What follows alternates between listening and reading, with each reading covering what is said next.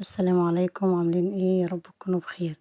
النهارده معانا الليمون المخلل، عاملينه بقى بالعصفر وحبة البركة وكمان الكركم، حاجة كده في منتهى الجمال. طعمه حلو جدا ولذيذ قوي. تعالوا نشوف كده مخلل الليمون معانا اهو.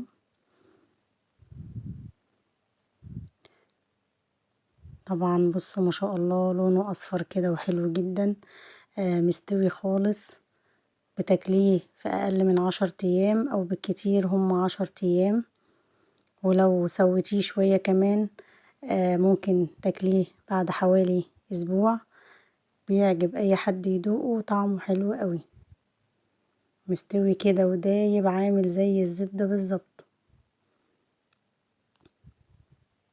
والفلفل كمان اللي فيه طعمه حلو كده ومش مهري خالص. بصوا الليمون ما شاء الله، الليمونة زي ما هي وفي نفس الوقت مستوية. بصوا ادي الليمون بتاعنا. الطريقة بتاعته سهلة خالص وبسيطة جدا اهي. بص الليمون دايب ازاي، حلو قوي ومملح كويس. هتاكليه والكل هيسألك على طريقته وهتبقي أستاذة في عمايله. تعالوا نشوف الليمون اللي معانا. الليمون دلوقتي حلو كده في السوق، أصفر وكبير وحلو. ادي الليمون بتاعنا. دول 5 كيلو من الليمون. هفضيهم واغسلهم كويس جدا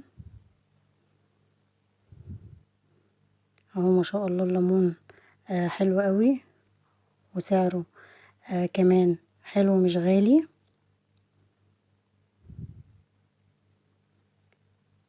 اهو. ولما تيجي تنقي الليمونة نقيها الليمونية الناعمة، هتبقى معاكي حلوة اوي. نغسل الليمون بتاعنا كويس جدا اهو. دي اول خطوة هنعملها. وبعد كده هنجيب الحلة بتاعتنا وهنبتدي نفتح الليمونة معانا 4 كده زي ما انتي شايفة اهو. هخلص كمية الليمون اللي معايا كلها بنفس الطريقة. طبعا هنا غطيناه بمية من الحنفية، مية عادية خالص. وابتدي اشغل عليه النار، واول ما يغلي معايا زي ما انتي شايفة كده اهو، ابتدي اغطيه واسيبه لما يبرد تماما اهو. هخلي بقية البخار بتاعه هو اللي يسويه. على بال ما يبرد معايا اجيب الفلفل بتاعي بقى اللي هخلله معاه، وابتدي اشيل القمع الاخضر بتاعه كده واعمل فيه فتحة بالطول اهو. الفلفل الاحمر ده في التخليل بيبقى حلو قوي. في منه طبعا مش حار.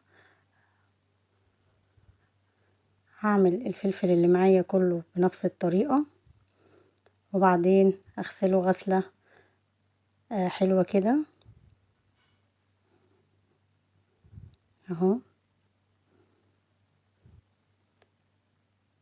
خلصنا الفلفل اللي معانا وغسلناه، وهنبتدي بقى نحشي الليمون بتاعنا. اول حاجة هبتدي اطلع الليمون من المية اللي سلقنا فيها، وهركن المية على جنب. هقولك هنستخدمها في ايه، مش هنرميها طبعا. بص الليمونية الواحدة بوحدتها. لو انا عايزة اكله في اقل من 10 ايام او اسبوع، هخليه يستوي شوية على النار. يعني هخليه يستوي شوية اكتر من كده اهو. انا بسويه نفس السوا دوت عشان يقعد معايا شوية، او لو قعد معايا شوية ما يتهريش مني.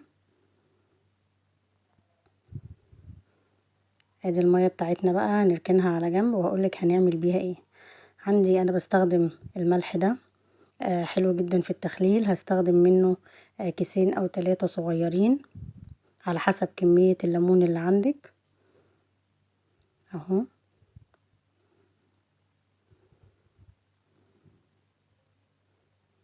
وهنزل بقى معايا بمعلقة كبيرة من الكركم، وحوالي 10 معالق من حبة البركة، وكمان 10 معالق من العصفر، وهقلب كله مع بعضه. الكركم بيديله لون اصفر حلو قوي. هاخد شوية من الملح اللي احنا عملناهم وهرشهم تحت في البطرمان بتاعي النضيف، واجيب الليمون وابتدي احشي بالملح والعصفر وحبة البركة اللي احنا عملناهم، وكمان عليهم الكركم. افتح الليمونة كده، هي مفتوحة طبعا معانا، احنا بقى هنبتدي نحشيها بالملح ده اهو. هعمل بقى طبقات. عملت طبقة من الليمون، هاخد عليها طبقة من الفلفل. بخلي طبعا طبقة الفلفل تبقى خفيفة، ما تبقاش كتيرة قوي، واروح رش عليها شوية من الملح برضو اللي احنا عاملينه، عشان الليمون بتاعي يبقى متملح كويس اهو. واكمل بقية الليمون اللي معايا برضو بنفس الطريقة. طبعا بحشي الليمونة كويس جدا.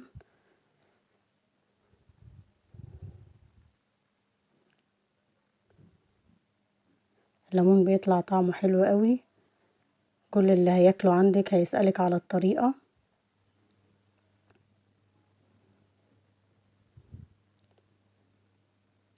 هكمل كل الكمية اللي معايا بنفس الطريقة كده.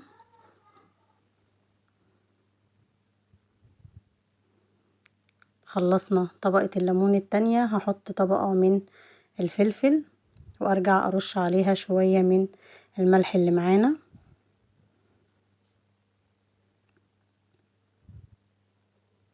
عندي بقى مية الليمون بتاعنا، ومتبقي طبعا معايا الملح اللي عليه العصفر وحبة البركة. هاخد مية الليمون وابتدي ادوبها مع الملح ده، واغطي بيها الليمون والفلفل اللي احنا خللناه. المية بتدي طعم لليمون. وطبعا لا، ما تقوليليش المية بتبقى مررة، لا مفيش الكلام ده اهو. خلص كل كمية المية اللي معايا، وبكيس بلاستيك بقى، او الورق اللي هو البلاستيك الاسترتش دوت، وهقفل بيه البطرمان كويس جدا، وبعدين هقفل الغطا. هسيبه كده ومش هاجي جنبه لمدة اسبوع او 10 ايام على حسب التسوية، وبعدين هطلعه اوريهولك. بصي مية الليمون، الكركم مديها لون حلو قوي، وبيطلع الليمون كمان لونه حلو اهو.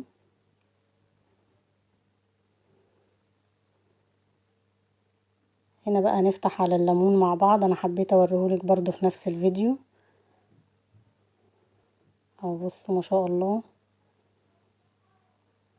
حلو جدا وهيعجبك. جربوه وقولوا لي رايكم ايه. الطريقه بسيطه جدا وسهله، ومستنيه رايكم في الكومنتات. وما تنسوش تعملوا لنا اشتراك في القناه، وتفعلوا الجرس عشان توصلكم كل فيديوهاتنا.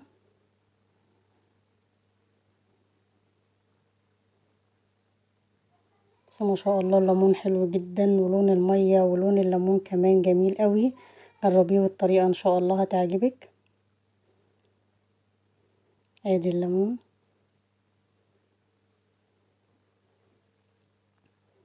الفلفل بقى بيبقى مستوي، مش مهري معاكي خالص، مقرمش كده، وطعمه كمان حلو قوي.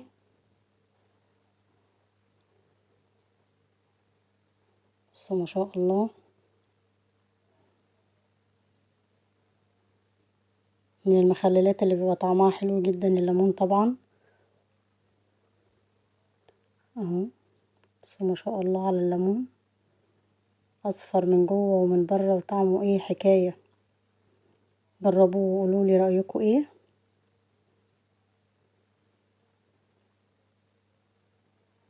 واشوفكم في فيديو جديد على خير باذن الله.